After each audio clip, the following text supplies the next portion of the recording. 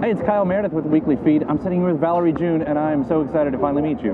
Me too. Yeah. Weekly Feed, all those E's. That's it. It's just, you run it through there. I had to meet you. Yeah, no. It's great. This push, you can do it. You can do it. Yeah. It hit us on the E on the keyboard and hold it down. Well, singers and all the songs, we all go with the syllables and the sounds and the Sure. Yeah. I'm glad we could find the common ground. No, it's great because Pushing Against the Stone is this amazing record that kind of came out of nowhere, and I'm sure that doesn't seem like you've been working on this for a while. Okay. But it is. I mean, we heard it, and it was something like it is. It's so different, and so that's the first compliment. Great job on this record. We were just talking with your touring mate, Jake Bugg. Oh, I love him. Yeah, and that's there couldn't be a more perfect build, because I see the both of you guys steeped in this history of music, but doing something like adding these new nuances and flourishes to this, to this heritage style of music. I don't know how you came about it, but it's worked so well, and it almost seems like you've become kind of like a conduit and an aggregator to reintroduce people to this style. Is that right? Do you feel like this, or is this just like what you're doing? I think time will tell the answer to that question. Time will tell how the music affects people and what it does, and if it goes that deeply. Yeah. Because we're moving so fast in this viral world. We'll see if it sits with them or what. Well, it's like there is this time, I think, when we got away from a really roots-based style of music and blues. And with this record out there, it almost seems like you can introduce people to this style that almost got forgotten. Whether you're out there, because I'm assuming now with you out on the road, like you hear all this music, but you're still learning. I mean, you're still hearing a lot of this stuff, right? Oh. Some of these older styles. Oh my God. So I was at Amoeba Music in LA, and I had to do an in-store, and everybody was like trying to warn me the trouble I was getting in. Where I was going to show up and I was going to do my in-store, and before or after I was going to get lost in the records. So like I'm going through the country section and nothing really popped out to me. I was like kind of sad, They didn't have like, you can't pull Kenny Chesney every time. I want Jimmy Rogers on vinyl. I want Carter Family on vinyl. That's way too old, I guess. So I was disappointed in the country section. Don't be mad at me now, Right. But what happened was, like, I went over to the blues section. And that was I got Charlie Patton on vinyl. I got Mississippi Sheiks on vinyl. I got like Blind Lemon Jefferson on vinyl. I got like Blind Blake on vinyl. That'll never happen no more. What are we talking about here?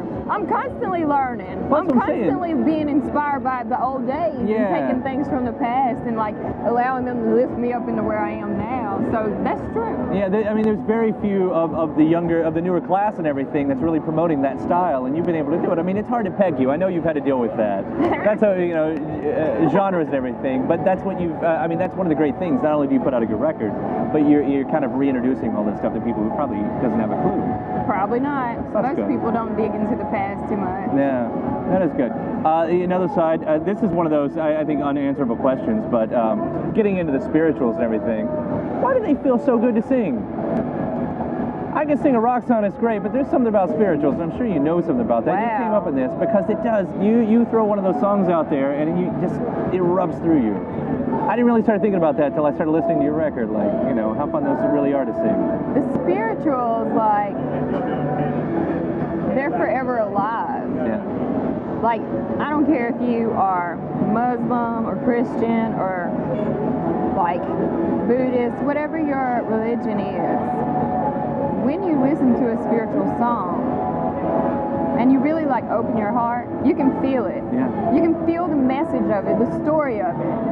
Just a simple story. Just break it down to a simple story and take all the religion out of it. Right.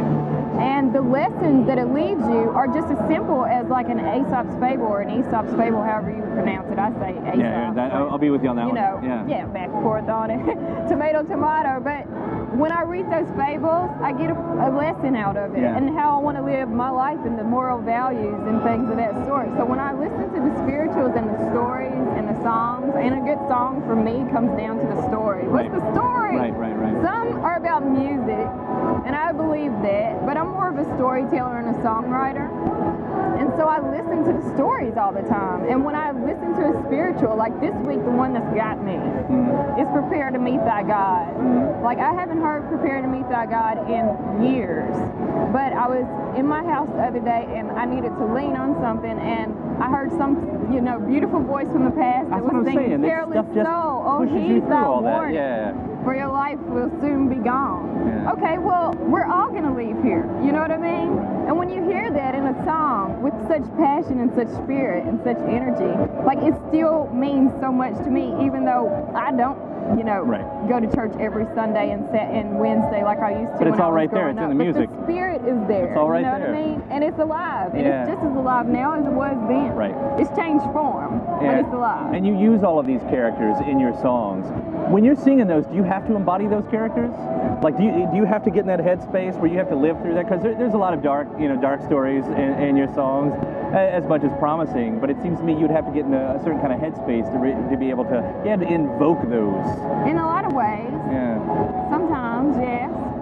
But sometimes, I can't say when I'm singing the song and I'm in it in that way that you just described versus I'm just singing the song. Sure. I try to do it and be in it in the way that you described, but it's not something I can turn on or off. It's something that comes into my body. It's gotta be there. I feel it according to whatever, I don't know. Like, I just, today with the set that I performed, I really, really felt, Twined and Twisted, which is on the record, I really felt that song very deeply, that everything you thought you knew was a lie, twined and twisted true. I got no place in this old world, shackled bound, but still I roam. Because I've just been feeling like, and I also felt working woman blues today. I've been very, busy, and I kind of need to, slow my little tail down and sit and meditate somewhere. I do my walking meditations every day, but, just to sit still. Yeah. And just to be in one place and just to be quiet. That's important, too. So I got the working woman blues and got no place in this old world, So I can personalize the songs that I sing. I write a lot of songs, but I only like to sing the ones that I can feel. Which is a good way that to I do can that. personalize. Sure. Because I got to sing them night after night. Right. Well, a little bit of your backstory. Correct me if I'm wrong. I read, so you got married at 19? I did. Was a bandmate at the time or became a bandmate? Was that right? No, we were lovers first. Yeah. I don't marry bandmates just to go marry bandmates. I didn't mean it like that, obviously. Right, yeah. Yeah, I didn't work my way through the band or anything. Yeah. So, what happened was, we were in a band together, and that came after we got married. I mean, but when you're working in that close environment with your lover, or with your husband as in a being, I mean, there is that tension. But I have to almost assume that all of that kind of led to this voice, it led to you finding this voice of yours. I think it did when I left that band. Yeah. And I just started to the songs were still coming. I could not stop. I could not stop hearing voices, lyrics, but I couldn't play anything. Right. And it's kind of like being unable to speak, but having a lot to say. That's what it was like. It was like, So I just did all the of best way I've heard it. for Yeah, 10 right. years, Right.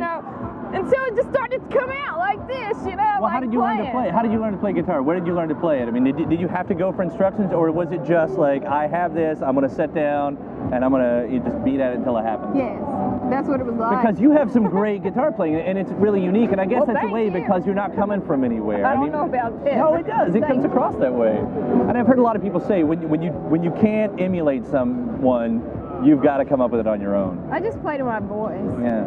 And that's what it came down to, because I tried to play be structured and focus and pick up from other musicians that were in Memphis and just be watching their fingers and just trying to just learn everything I could from that. But ultimately I was like, okay, I don't have perfect rhythm. I'm not a musician, but I hear voices and I can sing, and I'm gonna just play to my, why don't I just do this with my voice, play with my voice.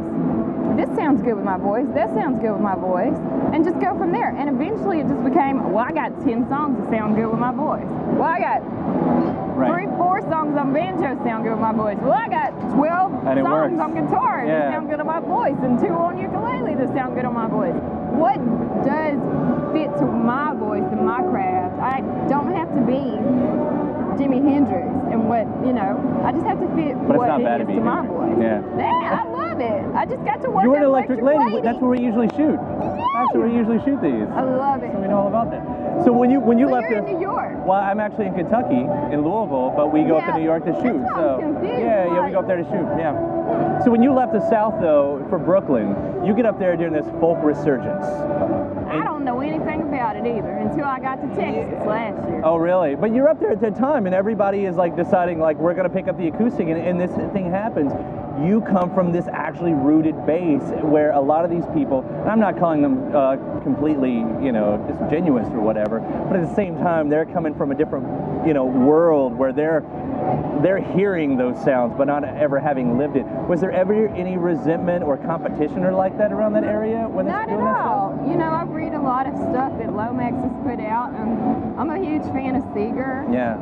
I mean, Pete Seeger. Yeah.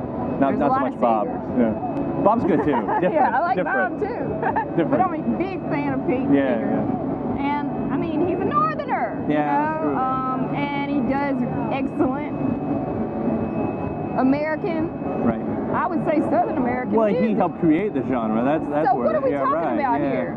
I guess it's a Lomax time was and getting place. upset, Yeah, it was you know, a time and because place. like all yeah. the new youngsters when Right, they came back right, from right. Europe were coming in and they were making this music their own. I don't do that with the music because Yeah. that's what I'm doing. I listen to the old music and I let it inspire me and I let it move me and I let it be a foundation or a root to where I'm gonna go. And I think that the beauty of roots music and folk music is that anybody can do it. Anybody can do it. Like in the church that I went to, we had no choir. Everybody sang. Everybody had to do it because it was against God's law for you to not lift your voice and sing. You had to join. You had to find your own voice and your own instrument and your own instrument in your voice, you know? And there were no instruments played. It was only voices. So that's where I just learned, hey, that dude on the back row, he sounds good. That woman up there sounds really good. This one sitting right beside me sounds good. Who am I to say that the one over there doesn't sound good? Right. Because he probably sounds good to somebody else, and just because it doesn't sound good to me, might, you know? Right. So like, it's all relative to who it is that's listening, and I know everybody's not gonna like what I do, and some people are gonna That's look at true, it yeah. in that way where it's like, who is this person to come and take something that's old and try to call it new? I don't try to do that. I'm influenced by the old, and I think the same thing's happening in Brooklyn with the people that are playing roots music, and in LA with people that are playing roots music. It's American music. It's our music, and it doesn't matter who it is, you know. And it even goes deeper than being American, but True. we can call it that Yeah, now. that's a great way of putting it. Pushing Against the Stone is fantastic. Thank hey, you. thanks so much for stopping by here. Thank It's you. awesome to meet you. Yeah. All right.